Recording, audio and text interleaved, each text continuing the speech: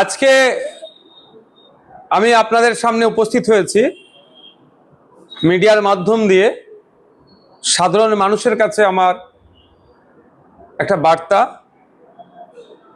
আমি অনুরোধ করব সাধারণ মানুষকে এগিয়ে আসুন, আমাদের পাশে থাকুন, সহযোগিতা করুন।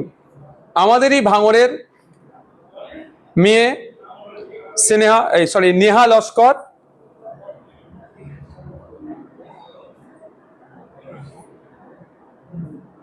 পিতা বিশ্বজিৎ লস্কর, মাতা পিয়ালি লস্কর। বাচ্চাটি ক্লাস 8-এ ফাইনাল পরীক্ষার ঠিক কিছু পূর্বেই রোগে আক্রান্ত হয়।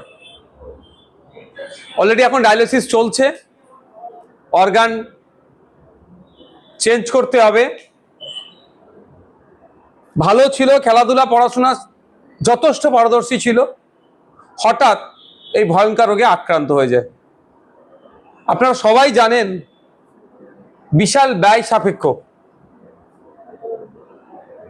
পরিবারের একমাত্র উপার্জনকারী হিসাবে বাবা আছে, কিন্তু যা উপার্জন করে, এই যে একটা হেভি খরচ, প্রায় 15 লক্ষ টাকার অধিক খরচ, এনার পক্ষে একা টানা সম্ভব নয়।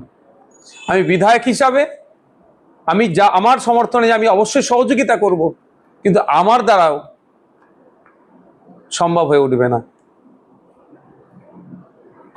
আমি আপনাদের কাছে অনুরোধ করব, আসুন আমাদের ভাঙড়ের ধর্মতলা পাঁচুরিয়াতে বাড়ি, বেওতা 2 নম্বর অঞ্চল, ভাঙড় 2 নম্বর ব্লক, ভাঙড় বিধানসভার নেহা লস্করের পাশে আপনারা দাঁড়ান। আপনাদের যার যেমন সামর্থ্য হবে দিয়ে সহযোগিতা করুন। এ যেন শারীরিকভাবে সুস্থ হয় এবং পড়াশোনাকে যাতে কন্টিনিউ করতে পারে, এর জন্য আপনাদের কাছে আমি আবেদন করছি। আমার হাতে একটা স্ক্যানার আছে, তার ছবি জেরক্স কপি আছে। এটাতে আপনারা আপনাদের সামর্থ্য অনুযায়ী আপনারা দেবেন।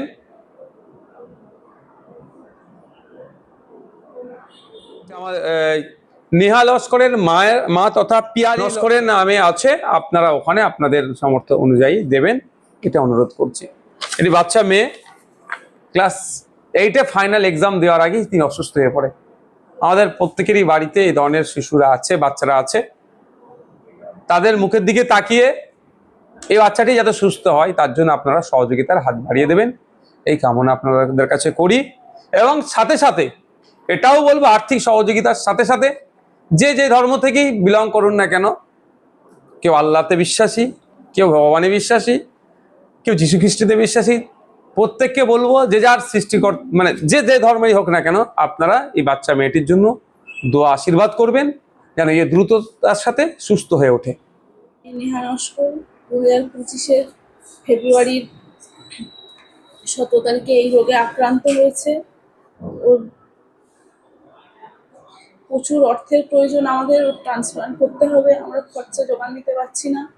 আপনারা সবাই মিলে যদি একটু সহযোগিতা করেন তাহলে আমার বাচ্চা মেয়েটাকে আমরা বাঁচাতে পারি।